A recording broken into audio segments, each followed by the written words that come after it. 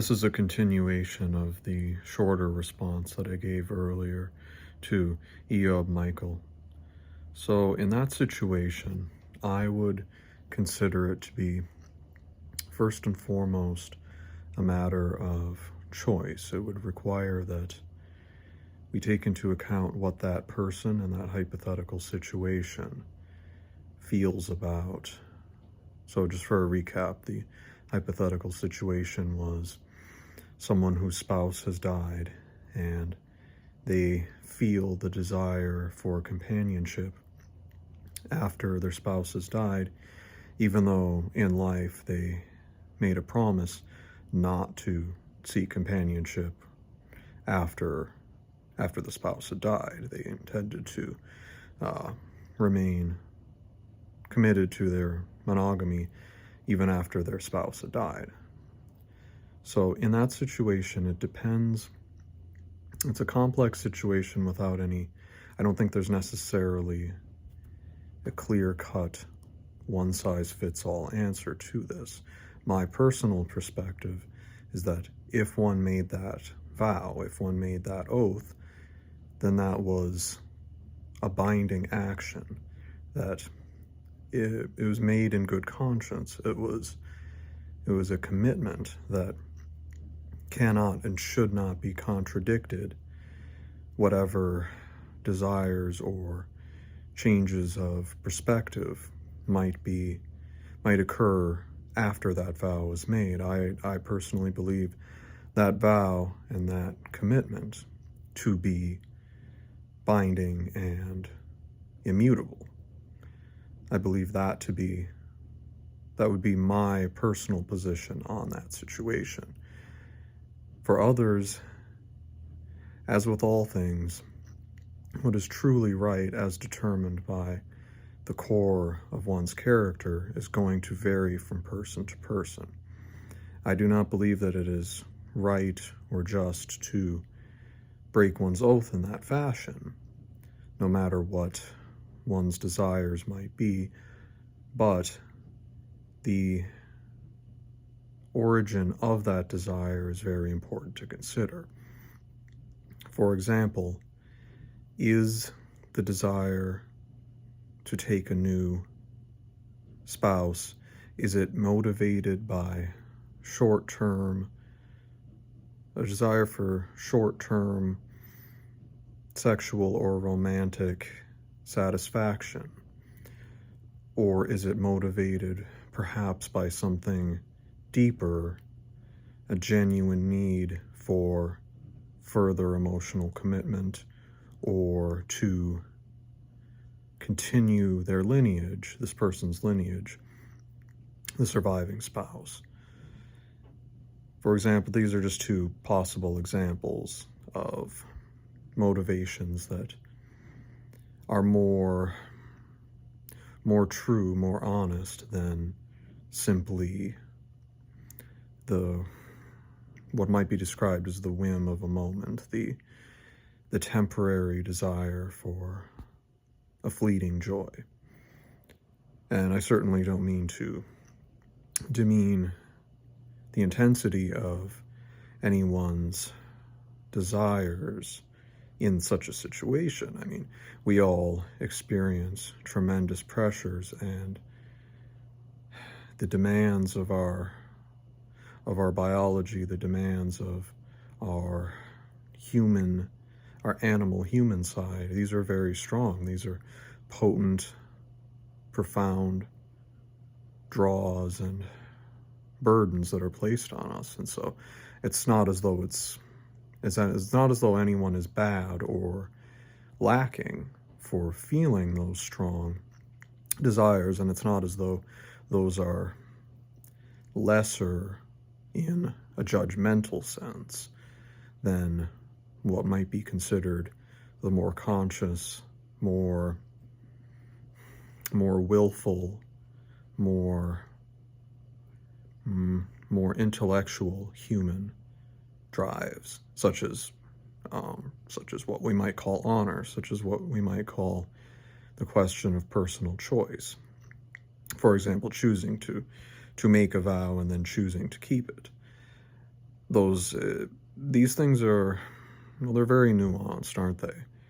We have to recognize that just because what we feel may not be motivated by higher ideals, more intellectual considerations, they still exert a strong influence on us. And if we deny the strength of that influence, if we deny that it does have a great influence on us, we risk, far from preventing it from influencing our choices and actions, we actually strengthen it, or at least we risk strengthening it by denying it, by denying the presence of these core behaviors, these more primal animal side motivations. We can actually loosen our grip on our control over them. We can become more vulnerable to them dominating our choices by denying them. If we confront them and we are more honest about why we feel these things, for example, in the hypothetical situation, the surviving spouse feeling an emotional need, a physical need for companionship in spite of their earlier vow, if we are more honest about where these drives and desires might come from, it can allow us to see them more objectively and control them more effectively. And if it is within ourselves, if we find within ourselves that the right thing to do insofar as our individual natures and moral cores dictate, if that is indeed the case, then we can guide our actions better by confronting these more primal elements of ourselves. We can steer the ship that is our lives far more effectively if we are honest about the bad weather around us, if we are honest that we are on the water, if we are honest about the wind blowing us where it wants. If we recognize what direction the wind is blowing, we can use the sails of our ship to steer ourselves far more effectively where we consciously choose to go. If we do that, if we are honest, and it would be like denying that the wind is there, denying that the waves are there, denying which direction the wind is blowing, denying all these things that are simply facts of nature, and we can't control those facts of nature. We can, by recognizing that they exist, recognizing where they come from, recognizing how they affect us, we can manipulate them better to suit our conscious desires, our more intellectual desires, what we choose to do. Our moral core can guide our lives far more effectively if we recognize that there are a lot of things about human beings that are not necessarily morally informed. The core of a human being is moral and makes moral choices, or at least is almost always capable of making moral choices. Obviously, in the case of someone who is truly psychotic or something along those lines, that's different. But a healthy, sane human being is at least always capable of moral choices, even if one does not recognize that and does not choose to act on those moral imperatives. But in this hypothetical, it would greatly depend on whether someone is acting honestly within the context of one's own moral imperatives. Whether someone is being sincere with themselves, being completely honest with themselves, or whether they're simply trying to, in a sense, talk themselves into making a choice that deep down at their absolute core if they were not perhaps confused or distracted by these primal desires, these less intellectual drives, they might recognize, if they were being honest, completely honest, and they weren't confused, weren't distracted, they would recognize these things to be wrong. They would recognize that they shouldn't do something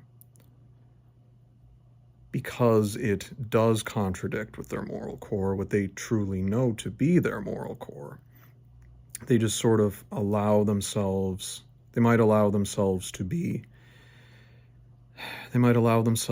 a measure of self-deception because they need something. They have these strong desires, and they might convince themselves that it is what they know to be true. For example, breaking that vow to the deceased spouse. Someone might convince themselves that they are doing the right thing by breaking that vow because they convince themselves that it is what they truly want and not perhaps what their primal desires are making them need. For example, we have deep emotional and physical needs, and it's best not to avoid those or deny them. It's best to simply acknowledge them and try to handle them as best as we can and live our best lives with those. They're not limitations exactly. They're just a part of who we are, but they aren't necessarily the most noble parts of ourselves either. They are what they are, and there's nothing wrong about them. They just are what they are. But they can drive us away from what we know deep down to be the right thing to do, because we can feel so cold and alone and bereft that we're willing to undermine our own convictions, our own honest moral convictions, because we are just so tired and so in so much pain that we need to satisfy those needs, those desires. And it is what it is. I aspire to full accordance with all of my convictions. And I'm certainly not perfect. And indeed, no one is perfect, of course. Everyone falls, everyone falters, everyone is weak sometimes. We all fall short of our ideals and our deepest convictions. And there's no sin in that. There's nothing shameful about that, as long as we try our best and as long as we are honest with ourselves, both when we fail and when we succeed in living up to our ideals, our convictions, what we know deep down to be right. It's a strong feeling that if we are honest, we can recognize, and often that's where guilt stems from. Guilt comes from when we know we haven't lived up to our ideals, to our aspirations, our strongest convictions. A good way of looking at it, and I said this in the earlier shorter video as well, but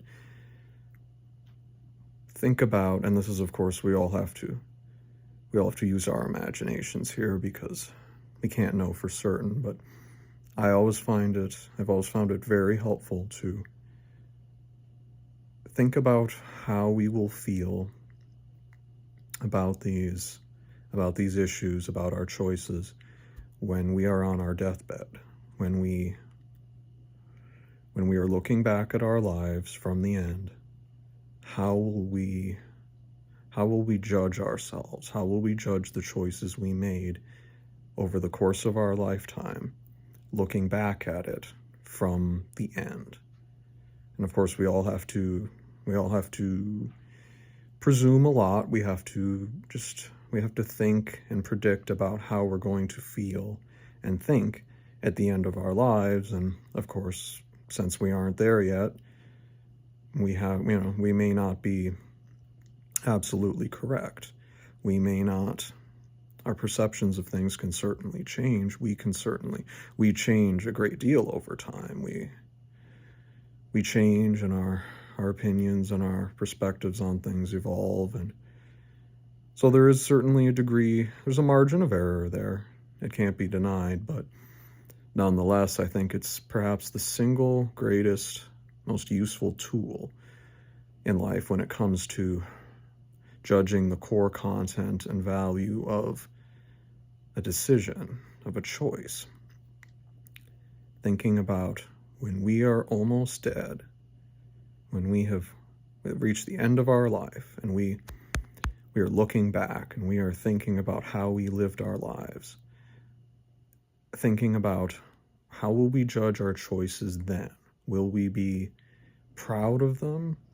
Will we be genuinely, because I think once we reach the end, it will be much harder to hide from our choices. It will be much harder to pretend that we did things for the right reasons when we did them for the wrong reasons. And so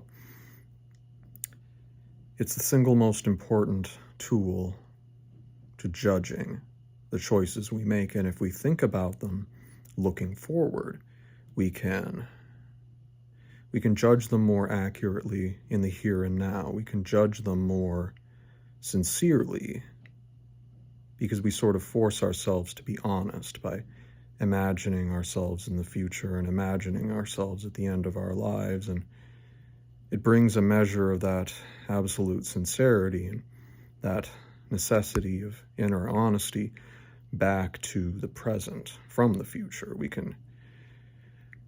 can gauge our choices better and more truthfully, thinking about it in those terms.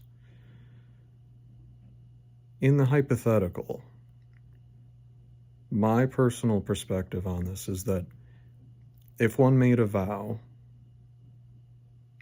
in good faith, which of course is any legitimate vow is made in good faith, we have to mean it. We have to mean it when we make it. That's what makes it a vow. That's what makes it a promise or an oath, whatever you want to call it. Whatever we vow to do, we must do, as long as we made that oath in good faith. As long as it's perhaps the purest expression of what we know to be true. When we swear to do something in good faith, it means that we absolutely, unreservedly know it to be the correct thing to do, morally speaking. We know that it is what we want absolutely, and that we will never, unless we are deeply clouded by confusion, we will never question it. We will never doubt it. So if one made a vow, an oath, a promise, it is my personal perspective, my personal choice to never violate that oath, promise, or vow, because it is the purest expression of what I know to be true deep down at my core. And I would not have made such a vow if I did not believe in it absolutely and know it to be what at my core I truly want and truly believe in, what I truly, sincerely hold to be the correct thing to do. It is perhaps moral perfection in the sense that it is the perfect expression of everything deep down I know to be true, I know to be right, and that I vow to uphold it. And of course, everyone has to make their own choices. Everyone's exact inner moral core is going to be different. It's just the reality is that we share a great deal in terms of our moral cores, but at the end of the day, everyone is different in their own way as well, and everyone must make their own choices.